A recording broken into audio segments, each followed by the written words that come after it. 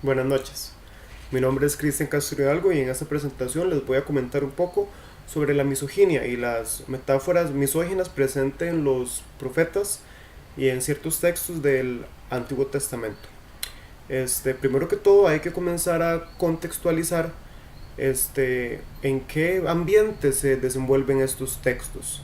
Entonces, primero, hay que señalar que estos textos iban dirigidos para hombres, no porque desde hoy en día se puede ver de que sea como algo como excluyente o algo así, pero la estructura social de la época, al comunicarle a los hombres, era su deber como jefe de familia llevar este mensaje al resto de su casa.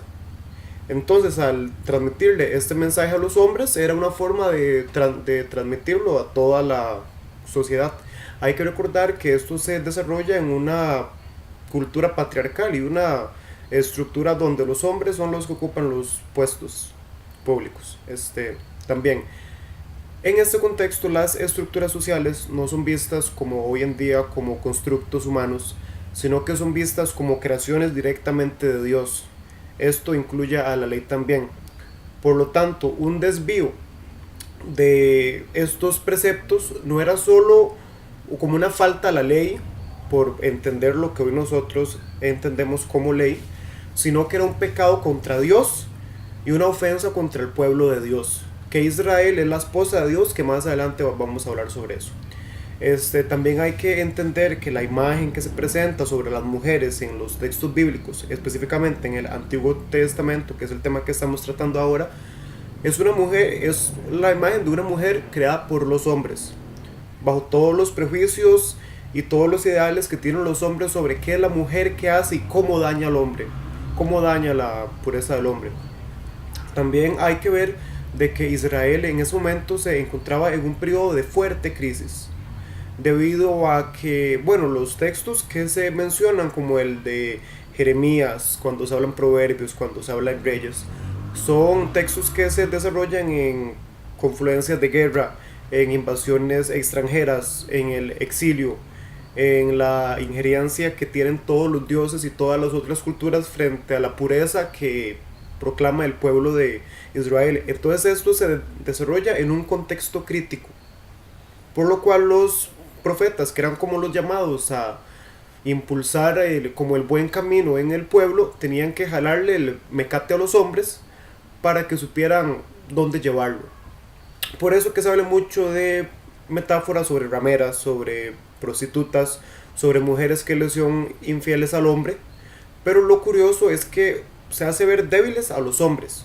Cuando se habla sobre la debilidad, sobre todo eso, sobre cómo peca, se habla sobre Israel. Entonces ponen muy incómodos a los hombres porque los están comparando con lo débil que para ellos es la mujer y todo lo femenino, con lo infiel. Entonces, ya tomando en cuenta este contexto en el cual se desarrollan estos escritos, que es de crisis, que es una cultura sumamente patriarcal, que la mujer es invisibilizada, que la imagen presentada por la mujer en estos textos es hecha por hombres, y el filtro que tiene esa imagen son todos los prejuicios que tienen los hombres, así como la crisis política y social en la que se encontraba en Israel, son las bases en las cuales se cimientan estos textos. Ahora, vamos a hablar un poco sobre algo llamado como el pecado desde afuera. ¿A qué me refiero con el pecado desde afuera? Ok, en la cosmovisión que se tenía en la Israel en la que se desarrollan estos textos, el hombre era visto como la criatura pura, como la criatura calma, como la criatura hecha imagen y semejanza de Dios, mientras que la mujer es hecha imagen y semejanza del hombre. Entonces, acá, eso pasa mucho, que es algo que tenemos hoy en día, que es muy curioso, es una herencia judeo-cristiana que nuestra sociedad todavía mantiene, es ver eso, pero ver el pecado desde afuera. Digamos, ahora se habla, para entenderlo un poco, se habla de que el guaro me hizo hacer esto y esto y esto y esto, cuando yo no tomo responsabilidad como persona de los actos que hago bajo la influencia del alcohol. Acá pasa exactamente lo mismo, pero con las mujeres. Acá son las mujeres las que provocan las tentaciones en el hombre. Y para esto me quiero referir al libro de Proverbios, capítulo 9 versículos del 21 al 27, que dice claramente: y con tanto hablar lo convence, lo seduce y se lo lleva. Él la sigue como un buey llevado al matadero, como ciervo pillado en un lazo, al que pronto una flecha atravesará el hígado, o como un pájaro que cayó en la trampa sin saber qué le costará la vida. Pues bien, hijos, pongan atención en este aviso. No dejes que te lleve a donde ella quiera, ni te pierdas tras de ella, porque ya son muchas sus víctimas, y los más fuertes han caído. Su casa es la antesala del Sheol, un camino que baja derecho al mundo de los muertos. Ok, acá eso lo que quiere decir es que son las mujeres las que provocan al hombre a pecar. Son las mujeres la encarnación del mal. Eso lo vemos desde el relato en el Génesis de Adán y Eva, que es Eva la que influye a Adán a pecar. Entonces, desde que se comienzan a construir todos estos textos y la cosmovisión en el pueblo israelita, es la mujer la responsable del pecado, y es la mujer la que incita al hombre al pecado. Es algo externo al hombre y que él no puede controlar. Esto justifica algo que sigue presente hoy en día, que después vamos a ampliar, y es la cultura de violación. De que se dice de que la violaron porque ella andaba vestida así, así, así, que la violaron porque andaba a altas horas de la noche, que la violaron porque estaba drogada, que la violaron porque estaba bajo efectos del alcohol. Es eso.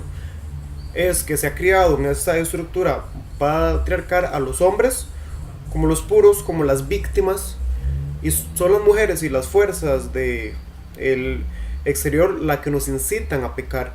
Entonces no se achaca de responsabilidad a nosotros. También dice que el poder no radica en el hombre, el poder radica en el poder de seducción que tiene la mujer. Otra vez es lo mismo, es desde afuera, es por la seducción de la mujer que el hombre peca. Y para esto me quiero referir a el libro de la Primera de Reyes, que habla sobre el rey Salomón. Es el capítulo 11, versículos del 1 al 8, que dice: el rey Salomón amó a muchas mujeres extranjeras. Tuvo 700 mujeres que eran princesas y 300 concubinas, además de la hija del faraón, moabitas, amorreas, edomitas, sidonias e hititas. Y sus mujeres pervirtieron su corazón. Eran de naciones de las cuales había dicho Yahvé: ustedes no entrarán en sus casas, ni ellas en las de ustedes, porque seguramente los arrastrarán tras otros dioses. Pero Salomón se apegó a ellas, las amó. Cuando Salomón fue de edad, sus mujeres arrastraron su corazón tras otros dioses.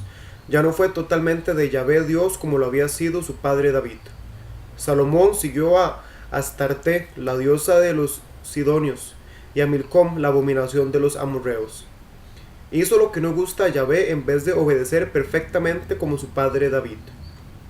Por ese entonces construyó en el cerro, al este de Jerusalén, un santuario a Quemos, la abominación de Moab, y otro a Milcom, la abominación de los amorreos. Esto hizo para todas sus mujeres extranjeras que ofrecieran incienso y sacrificio a sus dioses.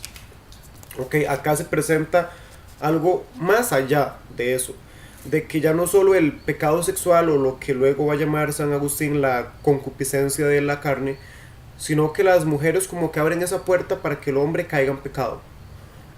Fueron las mujeres, y fue por su seducción que el rey Salomón se desvió de los preceptos que Yahvé había fijado para su reinado, y adora a dioses paganos. ¿Esto qué pasa? Digamos, Israel, otra vez lo digo, estaba en crisis. Es un pueblo sumamente puritano que cree como en mantener su cultura como cohesionada, y de un pronto a otro llegan amorreos, llegan hititas, llegan egipcios, llegan sidonios, llegan muchas culturas diferentes que le hacen un choque con lo que cree el pueblo. Entonces, ¿a quién tienen que echarle las culpas de todo lo malo que pasa? A las mujeres y a la seducción. Esto abre la puerta de que ya son las mujeres las que hacen que el hombre peque, más allá de, no es solo ya algo sexual, sino que ya hacen que se aparte de Dios. Entonces ya la mujer no es solo vista como digamos como la enviada del mal, sino que es la mujer la personificación del mal. Ahora pasamos con otro punto que me pareció muy interesante, y es la metáfora de Yahvé casado con Israel. Acá es donde se presenta a Dios como un hombre heterosexual, un hombre que es vengativo, un hombre que cumple con todas las expectativas de los hombres en esa época. Dios es el reflejo de cada sociedad. Siendo una sociedad machista patriarcal donde la mujer era lo peor, ese Dios tenía que reflejar este mismo pensamiento. Entonces Israel se presenta como la esposa de Yahvé. Como toda mujer, Israel es la que peca, es la que es infiel, es la que deshonra a su marido. Es Israel la que peca y es ella la que busca todas las consecuencias de su pecado y es por culpa de ella misma. Esto es como una justificación porque recordemos de lo que mencioné al principio, de que eran estructuras divinizadas, de que no se aceptaba que eran creadas por personas, sino que eran creadas por Dios. Entonces, cuando el pueblo se apartaba de esos lineamientos, Dios, como marido que puede decidir sobre el devenir de su mujer, castiga a su pueblo.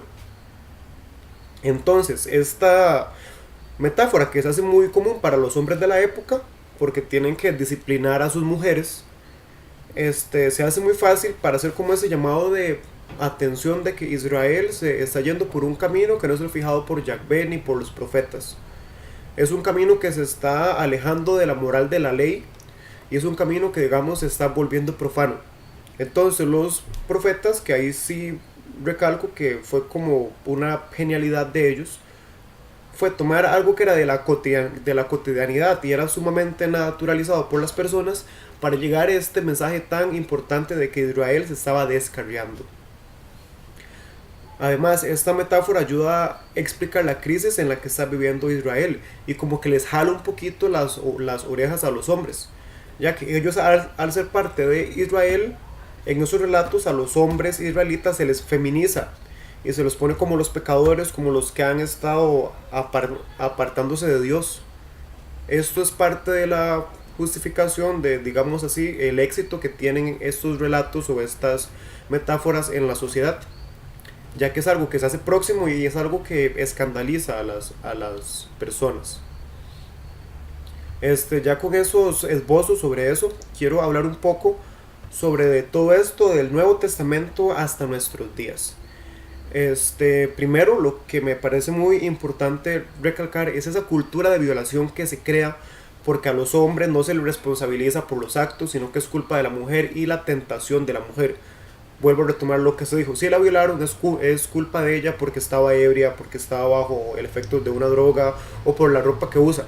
Porque la seducción de las mujeres como que carcome la noble naturaleza del hombre.